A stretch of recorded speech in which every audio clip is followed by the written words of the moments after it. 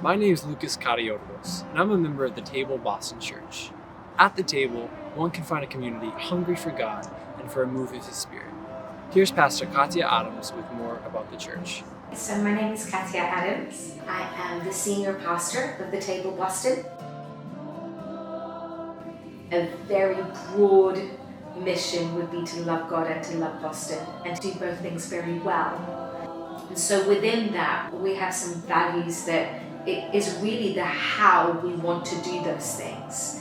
One is that we believe that we are supernatural people, that the impossible is something that we're to actually jump into, and to believe God that every single one of us can do supernatural things. And another is that we're generous people, that we don't hold back either with our finance or with ourselves. And we're an audacious people, really talking about being comfortable with taking risks and believing God for big things. We're an open people. And last one is that we're a jubilant people, that we smell of joy in what we do. So that's what we're really aiming for, is to be a people who are within those values, using all of them with this focus, to love God wholeheartedly and to love the city that He's given us the privilege of being in wholeheartedly. And of course, within that, then, we believe in revival breaking out and God doing signs and wonders in our midst. Because when you love God and you love people, those things are inevitable. Now, here is Professor and Dr. Amy Hughes for a theologian's perspective on revival. So, Dr. Amy Hughes, I am a historical theologian of early Christianity, and I grew up in the Pentecostal charismatic tradition. Revival is more about the fruit of the Spirit being manifest, really like resurrection, like asking for something that is dead or does not exist to occur. In some ways, revival is actually physically located in a specific space. Although sometimes Christians don't use it that way, we tend to ask for revival kind of more broadly. But we are asking for a specific localized manifestation or movement of the Spirit. So at Azusa Street, for instance, where you have women and people of color and those of low socioeconomic backgrounds crying out to God for connection and movement and for God to do something that heretofore did not exist in that space. I do think that sometimes Christians have a limited perspective of what they think revival is. And I think we can absolutely pray for the outpouring of the Spirit. We can absolutely pray for revival, and we should want that no matter where we are. We want God to resurrect dead things. We want to be renewed in the Spirit. We want to see the presence of the Spirit operate in our individual lives and in the lives of others and in our communities. Absolutely.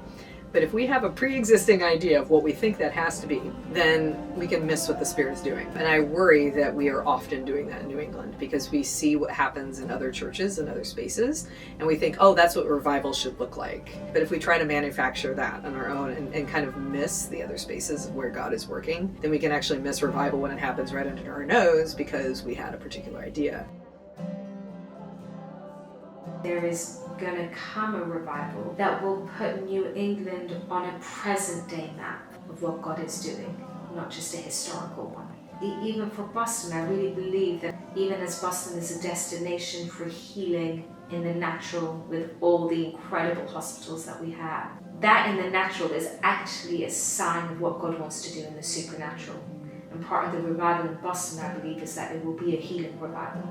That many, many people from all over the world will come to the city, not because they have appointments at hospitals, but because they've heard healing is happening in the churches and incurable things are disappearing. But when you look at revival history, you see that something tips in the prayer life of the community, that people become hungry for beyond what they're experiencing right now. And so that hunger triggers some behaviors. One of them being prayer and worship, that they give themselves to pray and worship. Jesus tells us to pray, your kingdom come, your will be done on earth as it is in heaven. And I think revival is when we start seeing that happen tangibly. And you see that often with miracles. You see that with healings because there isn't sickness in heaven. So we're starting to see healings happen. And it's wonderful. And I think that's part of the table's role, to help create hunger throughout the city. We can only do that if we're legitimately hungry ourselves. That there would be a childlike faith in our community and a childlike fascination with God. That's my prayer for the table. That we would be a hungry kind of magnet for the presence of God, and that we would be able to ignite that fire with everyone we come into contact with in the city. This has been Lucas Karayorgos from the Table Boston Church. We are hungry to see God move and pour out on New England. Are you?